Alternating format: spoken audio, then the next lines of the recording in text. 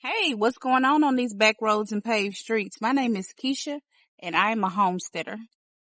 A lot of people ask, you don't mind living out there in the country? And the answer is not at all. I don't mind.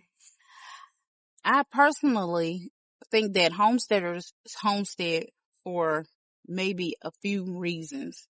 And one of them being that, you know, you don't like people. Like, think about it. Why else would I move 25 minutes to an hour away from all civilization, from a hospital? I don't even care if I get hurt.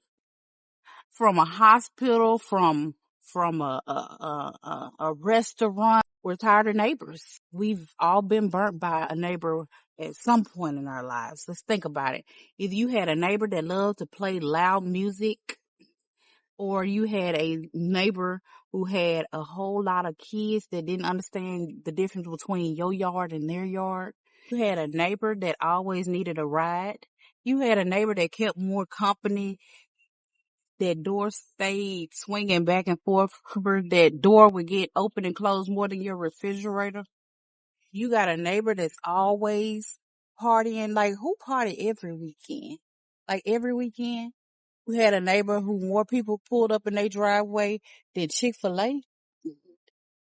You had a neighbor that refused to cut their grass, or you were the neighbor that refused to cut your grass and you want people to shut up about it. You had a neighbor that thought that your driveway was their driveway. You had neighbors that were always fighting. The police stayed at their house. They might as well move the precinct into their house personally, since they were going to be there anyway. You had a neighbor that wouldn't mind their own business, or you had a neighbor that overstayed their welcome. And speaking of overstaying their welcome, you guys have overstayed your welcome.